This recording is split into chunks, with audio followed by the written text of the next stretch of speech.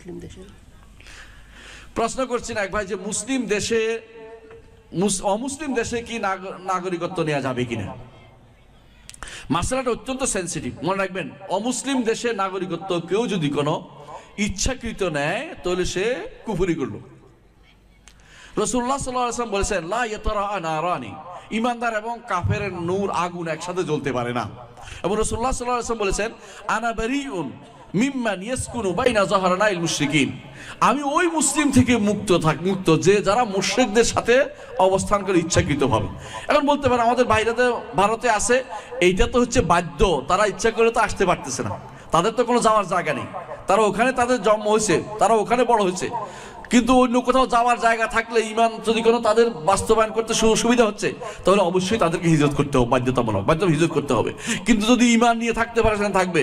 কিন্তু যারা আমাদের সমাজ থেকে নিয়ে ইউরোপ আমেরিকাতে সন্তানদেরকে উন্নত জীবনের জন্য তাদেরকে সেখানে বসবাস করাতে নিয়ে গেছেন, তারা কিন্তু কুফরির ভাগ নিবেন। সন্তান যদি কাফের হয়ে যায়, সন্তান যদি কোনো অমুক চৌধুরী হয়ে যায়, যেটা আমরা বলেছি একটু আগে, আপনাদের মনে আছে, তাহলে কিন্তু আপনি সেটার পুরো ভাগ নিবেন, আপনি পুরো ভাগ নিবেন। এখন বলতে পারেন দেশে খারাপ হলে আপনি ভাগ নিবেন না, কারণ আপনি তো অন্যায়ের পথে নিয়ে যান নাই, এটা মুসলিম দেশে রেখে গেছেন, এখানে খারাপ হলে আপনার গুনাহ হবে না। কিন্তু আপনি যদি ওই দেশে রেখে যান, সেটা কাফেরের দেশ, সেখানে সে যা করবে এর জন্য আপনি গুনাহগার হবেন। যত অন্যায় করবে, নারীর দিকে তাকাইলেও আপনি গুনাহগার হবেন, সে যদি কোনো নারীর দিকে তাকায় সেটা আপনি গুনাহগার হবেন। ওই সমস্ত দেশে মানুষে আল্লাহর শরিয়া মোতাবেক তাদের ফরজও বন্টন করতে পারে না। ওখানে নিয়ম হচ্ছে সন্তান আল্লাহ শরীয়ত বর্ণনা করতে পারবেন না, উইল করে যেতে হবে।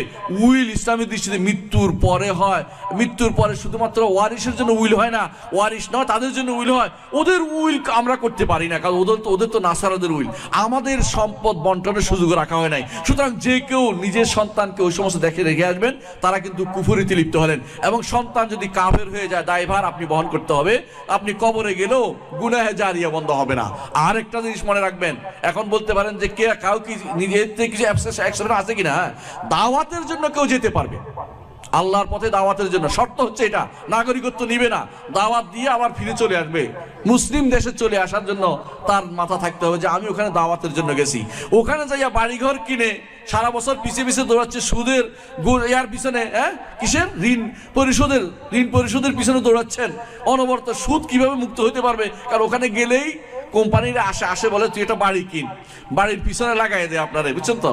এরপরে বাড়িটা কিনছেন, আপনি এবার পাগল হয়ে গেছেন, বাড়ির ঋণ বাড়ির টাকা দিতে দিতে আপনি শেষ, বাড়ি কিন্তু টাকা শেষ হয় না। তো এইরকম এই অন্যায় যারা ঢুকছেন মনে করেন গুনার ভিতরে পড়ছেন, মনে রাখবেন আপনি সন্তানকে বিপদে ফেলে দিয়েছেন। সুতরাং মনে রাখবেন কাফের দেশে দাওয়াতের চিন্তা ব্যতীত কেউ যেতে পারবে না। আর কেউ যদি যাবে যে আমার খাবার নাই, চলতে পারতেছি না, মুসলিম দেশে গেলেও সেখানে চলে আসতে হবে। ঈমান হারা হলে যাওয়া যাবে না, ঈমান রাখিয়ে যদি যাওয়া যায় সেখানে যেতে পারবে। এমন দেশে যাওয়া যাবে না যে দেশে সালাত আদায় করা যায় না, এমন দেশে যাওয়া যাবে না যেখানে জুমা আদায় করা যায় না, এমন দেশে যাওয়া যায় না যে দেশে জামাত, যে আজান শোনা যায় না, সে দেশে অবস্থান করা জায়েজ নাই।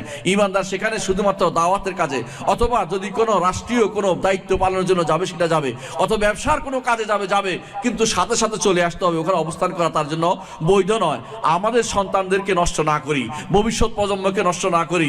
আপনার সন্তান যেন কাফের ইহুদি না হয়ে যায়, আপনার সন্তান নাসারা না হয়ে যায়। আল্লাহর কাছে আপনি কি জবাব দিবেন এখনই চিন্তা করে দেখুন। আল্লাহ আমাদেরকে বুঝার তৌফিক দান করুন। মনে রাখবেন সাহাবায়ে কেরাম আপনার মতো সম্পদ ছিল না, কিন্তু তারা মদিনাকে আঁকড়ে ছিলেন। তাদের সম্পদ ছিল 2 মাস, তাদের চুলায় আগুন জ্বলতো না মাসের পর মাস, কিন্তু তারা কখনো সন্তানের ভবিষ্যৎ এই চিন্তা ভাবনা অমুক কথা বলে তাদেরকে কাফের দেশে রেখে আসে নাই। আপনি আপনার সন্তানের ভবিষ্যৎ মনে করে কাফের দেশে রেখে আসছেন, আপনার সন্তানকে আপনি হারিয়েছেন, আপনার সন্তানকে আপনি শেষ করে দিচ্ছেন, আপনার ভবিষ্যৎ প্রজন্মকে আপনি নষ্ট করছেন। আল্লাহর কাছে এর জন্য জবাবদিহি করতে হবে। আকুলু কওলি হাযা আস্তাগফিরুল্লাহ লি ওয়া লাকুম আল্লাহুম্মা ইগফির লানা আজমাইন। দোয়াটা করে সর্বশেষে কি সুবহানাকাল্লাহু ওয়া বিহামদিকা আশহাদু আল্লা ইলাহা ইল্লা আনতা আস্তাগফিরুকা ওয়া আতুবু ইলাইক। আসসালামু আলাইকুম ওয়া রাহমাতুল্লাহি ওয়া বারাকাতুহু।